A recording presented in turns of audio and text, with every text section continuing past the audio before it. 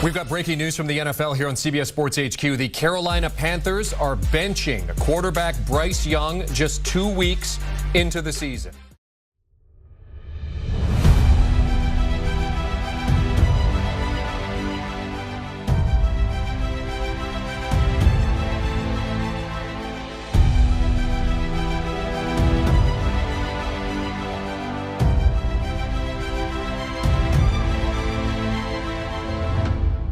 Ladies and gentlemen, we just keep pounding away at this series. See what I did there? Because it's day 5, and it's the Carolina Panthers, so we got to keep pounding. But before we get into it, the Bible verse. Let's do it. Matthew 11:28. Come to me, all you who are weary and burdened, and I will give you rest. Are you hurt? Are you damaged? Do you think there's nothing you can do? Because there is. There is. Give your life to Jesus Christ. Give your life to the Almighty, the one, the only, the true ticket way to heaven, the Lord. The Lord loves you. He loves every single one of you. Even if you don't know or you don't believe it, He does. He's there. He sees you and He loves you. No matter how broken you are, no matter how hurt you are, no matter what stage in your life you are in, He loves you and He's there for you. And He wants to see you get up, thrive, do what you need to do to be the best version of yourself, and that's give your life to the Lord. He wants you to live for Him so He can do what He needs to do to help you in life. The Lord loves you. He wants to see you shine. He wants to see you succeed, and He wants to see you glorify Him for the greater good. For the Lord is always there for you, and the Lord is always moving in your life. Never give up.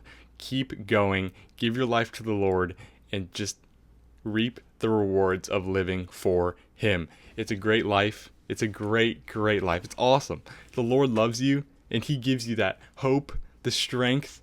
He diminishes fear, as we talked about in the last preview, and He is always there. So come to Him, and He will give you rest. He loves you, and let's get right into the Carolina Panthers preview. It was a rough season last year. The numbers speak for themselves. All right, that's not outlandish to say. It's pretty obvious. 5-12, obviously missing the playoffs with that record mark. 20.1 points per game. This is where it gets rough for the Carolina Panthers. 23rd in the NFL. Not a good mark. 40 touchdowns, which honestly is not bad at all. 15th on the positive side of the halfway mark for the league there. 15th with touchdowns scored. 40. Not a bad performance. But the defense, 31.4 points per game allowed, dead last in the NFL. The defense is the concern heading into this season as well. They've done some things to buff up the defense, but it still does not seem like enough.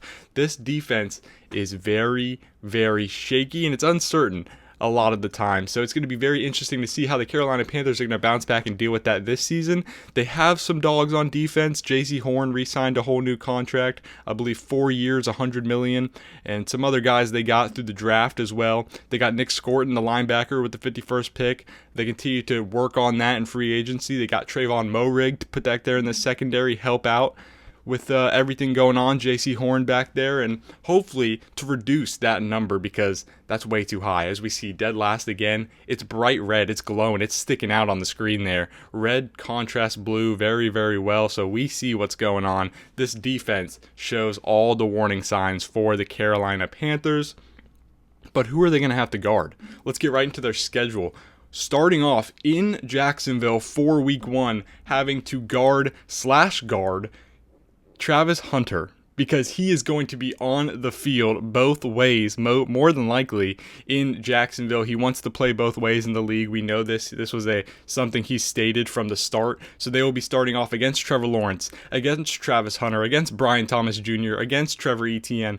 A very good offense. So they're going to get put to the test early against Jacksonville. And then they're going to get put to the test again. 2 straight road games to start off. Week 2, they're heading to the desert. They're heading to play Kyler Murray, James Conner, Marvin Harrison Jr., all those guys, all dogs, and this offense is going to be good for the Arizona Cardinals. Good offensive line, good targets, good quarterback play. They want that consistency like we discussed in the very first episode of the series. So they're going to have a task there in the first 2 weeks. And then they're going to face off against Michael Penix Jr. at home in their home opener against the Atlanta Falcons. That'll be on the 21st of September. That'll be a nice matchup. Maybe allow them to throw some schemes in there. Just play differently against a different type of quarterback in Michael Penix Jr., a left-handed sophomore looking to make his start for the season.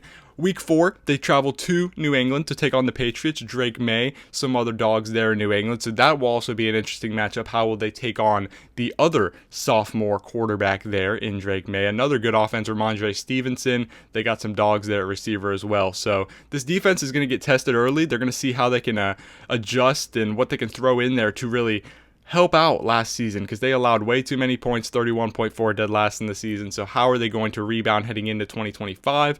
We're going to see throughout this first stretch. And then they face the Miami Dolphins, a team that last season was not good on offense, but historically in the past couple of seasons has been very good on offense. That's their bread and butter. Mike McDaniel loves to run that. You know, we love to see the schemes and everything that they have thrown in there in South Beach. We see all the motions and everything they got going in there. This is in Carolina against the Dolphins. Obviously, I'm a huge Dolphins fan. I will probably be going to this game on October 5th. So they will play Miami on week 5. Then week 6, they will play Dallas right back at home. 2 back-to-back home games. A team that did not perform well last season, 7-10, missing out in the playoffs entirely. The Cowboys looking to have a big bounce back season. So the Carolina Panthers are going to have their hands full in week 6. Then week 7, they're going to be traveling to the Big Apple to take on the New York Jets in week 7. Justin Fields, an explosive offense, one that has a lot of fast playmakers. Justin Field, Breece Hall, Garrett Wilson, all guys that are very fast and can poise threats to move downfield very vertically and very fast. So that's going to be a big challenge for their defense as well. A lot of early challenges, and these next 2 weeks are going to be the toughest as they come in the NFL. Week 8 at home against the Buffalo Bills, and week 9 on the road in November to Lambeau Field against the Green Bay Packers. Both offenses that are looking to have great seasons. Josh Allen, the reigning MVP, looking to have a great season there with his guys, and James Cook and some other guys. Keon Coleman, like we mentioned, Khalil Shakir, Dawson Knox, Dalton Kincaid. The whole roster just keeps going on. The Buffalo Bills are so stacked this season, and we talked about them last episode. So they're looking to have a very good season, and how can the Carolina Panthers deal with that and diminish any damage? Then week 9. Against Jordan Love and that Packers squad. They're going to be very good as well. Matthew Golden, the 23rd pick. Let me tell you, he is going to be a nightmare to try to defend there in Green Bay, especially with Jordan Love dishing him the rock. That's going to be a sight to see. How are they going to deal with that? It's going to be a very tough and tall task for the Carolina Panthers secondary.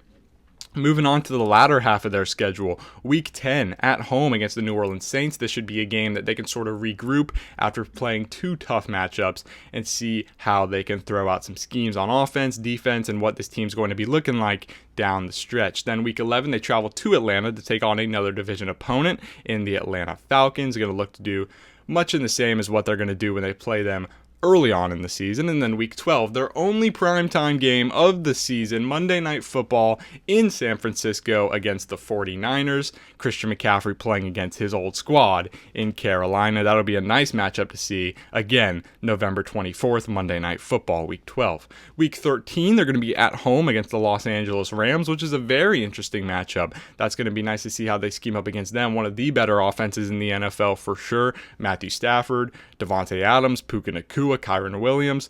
There's a lot of big names they're going to be facing this season, and their defense has to stand tall and ready for the challenge. Week 14 is going to present their bye week, a late bye week, which I prefer if I was a coach or a GM. A lot of teams this season have an early bye week, week 5, week 7. We've seen those early on in this series, but the Carolina Panthers present the latest bye week so far at week 14. Probably one of the more preferable ones. Week 15, they travel to New Orleans again to take on division opponent in the Saints, and they follow that up by week 16 with another division matchup against the Tampa Bay Buccaneers. Their first time seeing them this season, all so late in the season, week 16, the 21st of December, Gray's birthday. Shout out to my boy Gray. Week 17, a flex game against the Seattle Seahawks, followed by another flex game against the Tampa Bay Buccaneers, their second time seeing them. them in 3 weeks. They'll close out the season in Tampa Bay. That could flex if the Carolina Panthers are on the fringe of a playoff spot. Say they're 9-7 heading into this game. This could flex to be a primetime game, because I could see a world where both the Tampa Bay Buccaneers and the Carolina Panthers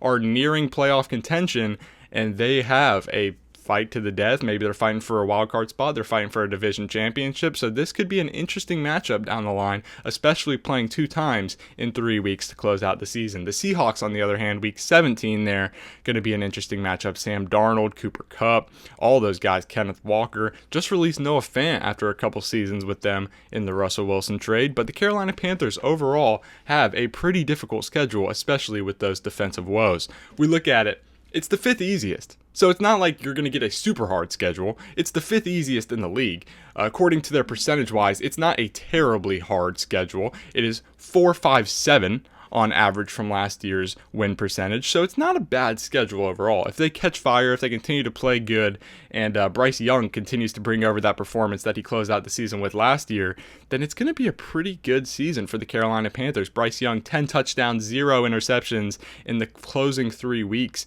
of 2024. So they're looking to build off of that, absolutely. Drafting him with the first overall pick in 2023. He's heading into his 3rd season, and he hasn't really caught that consistent stride that they want to see over their first overall pick. But he showed the glimpses last year for sure. It's there. They know he has it in him, just trying to unlock and keep Bama Bryce out there on the field for Carolina.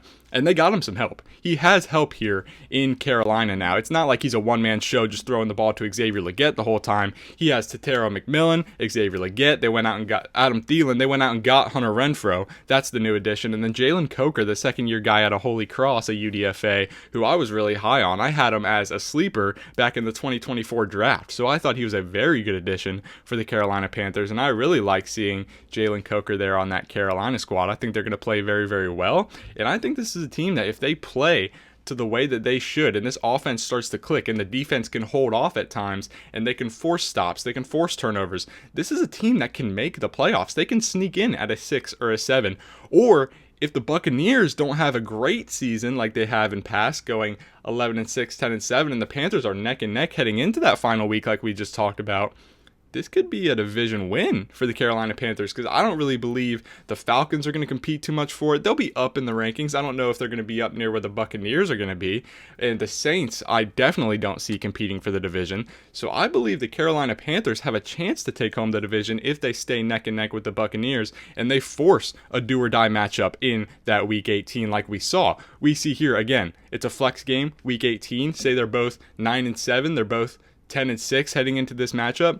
It could force a potential do or die championship division game. So that would be very interesting to see, something to keep in the back of your mind and note heading down the line. Some departures for the Carolina Panthers. They lost Jadeveon Clowney on the line. They lost Shaq Thompson, and they also lost Jordan Matthew.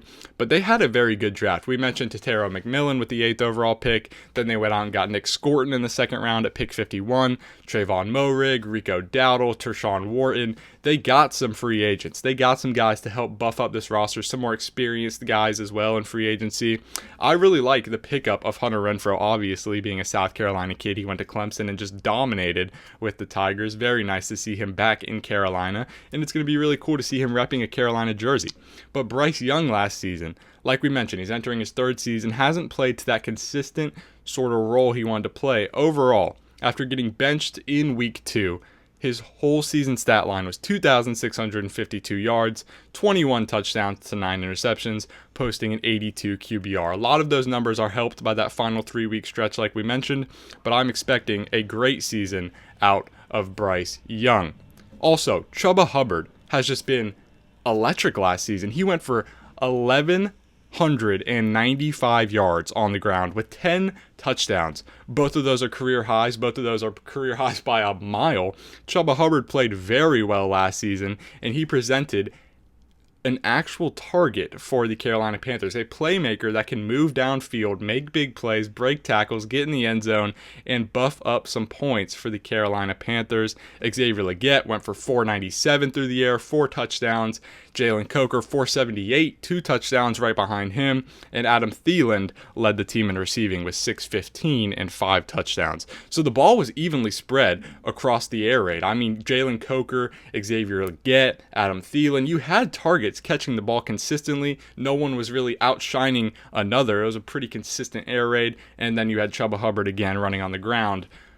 But it's the defense, like we mentioned, that is very worrying. They allowed 537 points last season, the worst in the NFL. Again, 31.4 average. They allowed 3,057 rush yards, the worst in the NFL. And they allowed 35 passing touchdowns, the worst in the NFL. When you allow the most rush yards and the most passing touchdowns in a package, that's no bueno. This defense, again, we mentioned, struggled tremendously last season. So they're looking for a big bounce back and a big pick-me-up season. And hopefully 2025 presents that challenge. Carolina Panthers looking to go out there, keep pounding, get after quarterbacks, make plays, and get Bama Bryce back on the field consistently for the full time, all 17, and have him have a ballistic season. He's the guy to watch. This Panthers defense needs to step up, and I can't wait to see what Carolina has on display for us in 2025. Thank you guys for tuning in to episode 5 of the series. Keep a lookout, and we're going to keep posting some banger videos down the line.